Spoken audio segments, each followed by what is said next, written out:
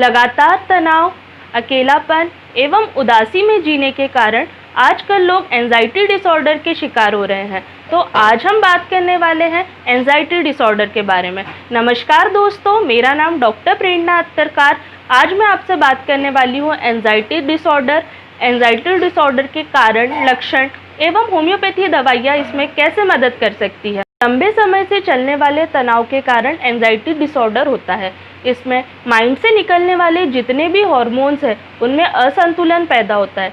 देखिए दोस्तों, एंजाइटी, चिंता, घबराहट बहुत आम चीज़ है, सभी को होती है। चिंता का मतलब बॉडी का एक नेचुरल रिस्पॉन्स है जो कि तनाव के लिए आता है। तनाव सभी में होता है, बच्चे, बुजुर्ग, घर के आम इंसान में भी तनाव की प्रक्रिया चलती रहती है। लेकिन अगर यह तनाव 6 महीने से ज़्यादा चले तो एंजाइटी डिसऑर्डर, डिप्रेशन के शिकार हो सकते हैं।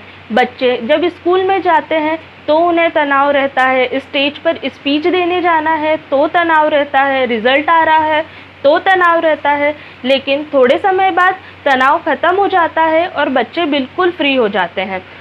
एंजाइटी डिसऑर्डर के पेशेंट में या डिप्रेशन वाले पेशेंट में हमेशा कंटिन्यूअस थॉट्स चलते रहते हैं कि क्या गड़बड़ हो गई, ऐसा क्यों हुआ, अब क्या होगा।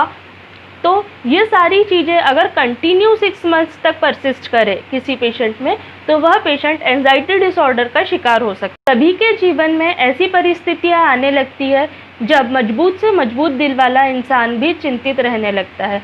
लेकिन अगर कोई पेशेंट कंटिन्यू नकारात्मक सोच रखे, नेगेटिव थॉट्स रखे और हमेशा ही वरीड रहे, सोचता हुआ रहे, तो हम एंजाइटी डिसऑर्डर के बारे में सोच सकते हैं। एंजाइटी डिसऑर्डर 4 प्रकार के होते हैं। पहला, जनरलाइज्ड एंजाइटी डिसऑर्डर।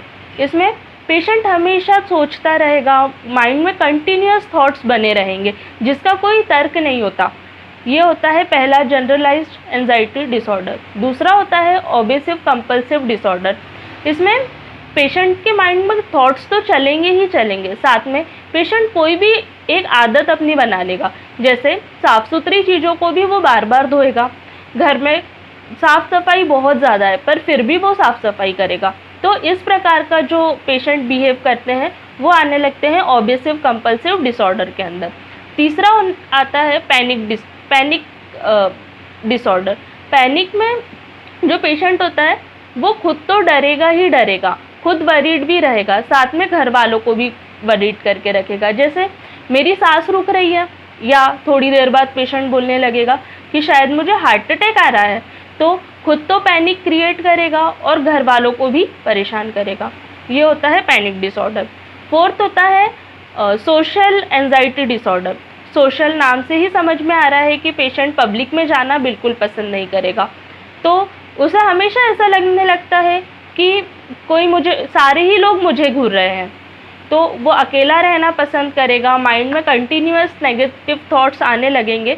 तो अगर हम ऐसा देखा जाए तो चिंता, घबराहट, बेचैनी का कोई कारण नहीं होता है। पेशेंट खुद से ही अपने माइंड में थॉट्स बनाने लगता है कि कोई मुझे चाहता नहीं है, कोई मेरी बातों पर ध्यान नहीं दे रहा है। तो चिंता, घबराहट, बेचैनी का कोई कारण नहीं होता। Sign and symptoms of anxiety disorder. हमें कैसे पता चलेगा कि पेशेंट को एंजाइटी डिसऑर्डर है? सबसे पहले तो पेशेंट खुद ही बोलेगा कि डॉक्टर साहब, मैं बहुत ज़्यादा इरिटेबल हो रहा हूँ, मुझे थोड़ी थोड़ी बातों पे गुस्सा आने लगता है, जिन बातों का कोई तर्क भी नहीं होता उन पर भी मैं गुस्सा करने लगता हूँ, मेरे माइंड में कंटिन्यू थॉट्स चलने लगते हैं, चाहे वो नेगेटिव हो चाहे वो सुसाइडल थॉट्स हो। फिर उसके बाद में हमेशा कोई ना कोई बात को लेके चिंतित रहेगा। पेशेंट दिन पर दिन दुबला होते जाएगा। वो जो भी बातें आज करेगा थोड़े समय के बाद उसे कुछ भी याद नहीं रहेगा, मतलब लॉस ऑफ मेमोरी हमें बहुत ज़्यादा मिलेगी। उसके बाद में पेशेंट को रात में जो ड्रीम्स भी आएंगे, नेगेटिव ड्रीम्स मिलेंगे हमें एंजाइटी डिसऑर्डर के पेशेंट में, क्योंकि उसके माइंड में थॉट्स कंटिन्यू चलते रहेंगे। मसल एक मिलेगा, बॉडी एक मिलेगा, हेडेक मिलेगा हमें, और ट्रैकीकार्डिया भी मिलेगा, क्योंकि पैनिक अटैक्स देखने मिलते हैं हमें पेशेंट में, और सोशल एंजाइटी रहती है तो हमें ट्रैकीकार्डिया भी पेशेंट में मिलने लगेगा। उसे हमेशा फीलिंग ऑफ शेम रहेगी कि लोग क्या बोलेंगे। तो अभी हम बात करते हैं मैनेजमेंट की। सबसे पहले हमें पेशेंट और अटेंडर्स की काउंसलिंग करनी है। अगर पेशेंट को लगता है कि वो बहुत अकेला फ़ील करता है, बहुत लो फ़ील करता है, तो हमें फैमिली मेम्बर्स को समझाना चाहिए कि अपने पेशेंट के साथ ज़्यादा से ज़्यादा वक्त दें, उन्हें उनके मन में जो भी बात है वो निकालने की कोशिश करें, ताकि पेशेंट को अकेला फ़ील ना हो, वो उदास ना रहे, वो थोड़ा सा तनाव मुक्त हो जाए। ये चीज़ हम कर सकते हैं। सेकंड थिंग, हम कहते हैं ना कि अगर किसी को कोई गिफ्ट देना भी हो तो उसे अपना टाइम दीजिए, क्योंकि आज के समय में सभी के पास देने के लिए गिफ्ट्स और पैसे तो है, लेकिन समय नहीं है। तो सबसे पहली बात, आप अपने पेशेंट को समय दीजिए। सेकंड थिंग, हम पेशेंट की डाइट पे ध्यान देंगे। कहते हैं ना, healthy mind needs a healthy diet. तो सबसे पहले हम पेशेंट की डाइट में हरी सब्जियां, दूध, फल इत्यादि का सेवन ज़्यादा करने के लिए बोलेंगे। थर्ड थिंग, हमें पेशेंट को बोलना चाहिए कि आपकी जो भी हॉबीज़ है आप उस पे ध्यान दीजिए, जैसे गार्डनिंग, म्यूज़िक सुनना, बुक रीडिंग करना, योगा करें, एक्सरसाइज करें। तो इससे पेशेंट का माइंड भी काफ़ी डाइवर्ट होगा और पेशेंट को काफ़ी रिलैक्स्ड फील होगा। फोर्थ थिंग, हम पेशेंट को बोलेंगे कि आप थोड़ा फ्रेंडली होना चालू करिए, थोड़ा सोशल होना चालू करिए, बाहर निकलिए, लोगों से बात करिए, तो इससे भी पेशेंट को काफ़ी रिलैक्स मिले। तो आइए मैं आपको बताती हूँ होम्योपैथी दवाइयाँ एंजाइटी डिसऑर्डर, डिप्रेशन से उभारने के लिए कैसे मदद कर सकती है। लेकिन मैं एक बात आपको और क्लियर करना चाहूँगी कि आप जो भी दवाइयाँ लें, जैसे होम्योपैथी, एलोपैथी, आयुर्वेदिक, जो भी मेडिसिन आप लेना चाहें, बिना डॉक्टर की सलाह के ना लीजिए। हमारी फर्स्ट मेडिसिन है एकोनाइट नेपेलियस। अगर पेशेंट को बहुत ज़्यादा टेंशन है, एकोनाइट मेडिसिन का फर्स्ट की नोट है टेंशन। अगर हमारे पेशेंट को बहुत ज़्यादा टेंशन है जिसके कारण उसे सारे सिम्टम्स आ रहे हैं, तो हम एकोनाइट मेडिसिन के बारे में सोच सकते हैं। एकोनाइट का जो पेशेंट होगा वो बहुत ज़्यादा रेस्टलेस होगा, ताकि वो एक पॉइंट पे या एक प्लेस पे बिल्कुल भी नहीं रुकेगा, वो इधर से उधर मूव करेगा। पेशेंट में बहुत ज़्यादा डर होगा, fear of ghost, fear of darkness, fear of death, even fear of crossing roads. Patient अपने डेथ का टाइम और आवर तक प्रेडिक्ट कर देगा कि मैं इतने बजे और इतने घंटों बाद मेरी डेथ हो जाएगी। तो इस तरह के पेशेंट में हम एकोनाइट को बिल्कुल सोच सकते हैं। पेशेंट में बहुत ज़्यादा हॉट फ्लैशेस मिलेंगे और थर्स्ट जो रहेगी पेशेंट की, अनक्वेंचेबल थर्स्ट फॉर कोल्ड वाटर, तो हम एकोनाइट के बारे में बिल्कुल सोच सकते हैं। मैं एकोनाइट को सिंगल डोज में यूज़ करती हूँ, एकोनाइट 200 सिंगल डोज, क्योंकि हम जानते हैं एकोनाइट इज़ अ डेडली पॉइजन, तो हम इसे बार बार यूज़ नहीं करेंगे। अगर हम हाई पोटेंसी में दे रहे हैं तो हम सिंगल डोज ही देंगे। अगर मैं एकोनाइट 30 दे रही हूँ तो मैं single dose per day only for 3 days he prescribe करती हूँ पेशेंट को। एकोनाइट पेशेंट की जितनी भी कंप्लेंट्स है वो इवनिंग और नाइट में बढ़ेगी, और उसकी जितनी भी कंप्लेंट्स जो कम होगी उसको दिन में काफ़ी रिलीफ मिलेगा। हमारी सेकंड मेडिसिन है argentum nitricum. Argentum nitricum anxiety disorder के लिए बहुत अच्छी मेडिसिन है। जैसे बच्चों में जब भी बच्चे एग्जामिनेशन फंक हो जाता है, बच्चों को एग्ज़ाम्स देने के लिए डरते हैं, तो अगर हम सिंगल डोज अर्जेंटम नाइट्रिकम का दे तो जो बच्चे हैं वो काफ़ी रिलैक्स्ड फील करते हैं और अपना एग्ज़ाम इजीली दे पाते हैं।